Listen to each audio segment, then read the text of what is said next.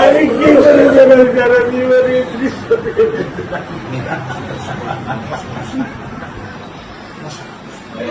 আমার এই দৃশ্য আমি কি দিয়ে করতে চাই সেটা হচ্ছে যে এই অন্যায়ের সাথে যে জড়িত তার বিচার আমরা আগে করতে চাই, তার বিচারের ব্যবস্থা আমরা আগে করতে চাই, এইটা আমরা আগে প্রথমে করতে চাই।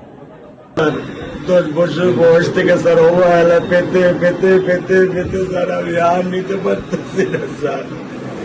আল্লাহ আমার ভাগ্যে দিচ্ছে, আমি কি করতেছি।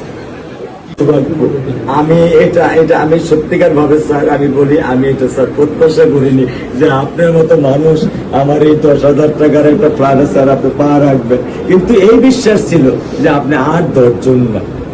যে মানুষ ট্রাফিক সিগন্যালে দাঁড়িয়ে থাকে, নিয়ম মেনে চলে, সে মানুষকে বুঝতে স্যার আমার এইটুকু বয়সে স্যার যথেষ্ট স্যার। আপনি একটু ধৈর্য ধরবেন, আমি ওকে কোনো নিয়ন্ত্রণ করতে পারতেছি না। আল্লাহ চায় আপনার সন্তানের এই অবস্থার জন্য যে দায়ী তার বিচার ইনশাল্লাহ হবে, সেটা শীঘ্রই হবে।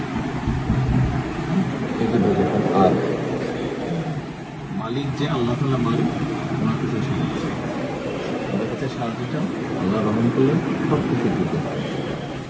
মানুষ হিসেবে আমাদের যেটা করার আমরা স্যার মিরপুর 10 নম্বর আইডিয়াল স্কুলে ক্লাস 9 এ পড়েছে। টোটাল ওগুলা নিয়ে চিন্তা করবেন না, ওগুলা ইনশাল্লাহ ব্যবস্থা। আপনি যখন যেহেতু বলেছেন, আপনি আপনার কষ্টের কথা বলেছেন, সেই ব্যাপারে আমরা যেটা আমাদের পক্ষে সম্ভব ইনশাল্লাহ। আপনি কিছু বলবেন?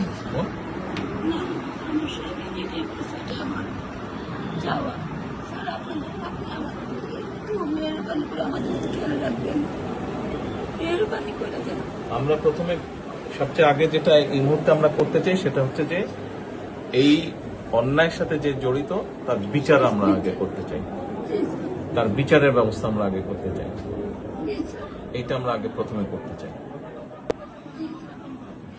আপনাদেরকে শক্ত থাকতে হবে, ধৈর্য ধরতে হবে, ওর দিকে তাকে শক্ত থাকতে হবে।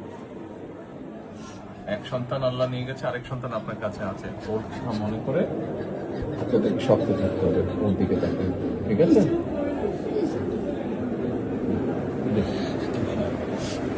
চলে আসবে, ভাই চলে আসবে।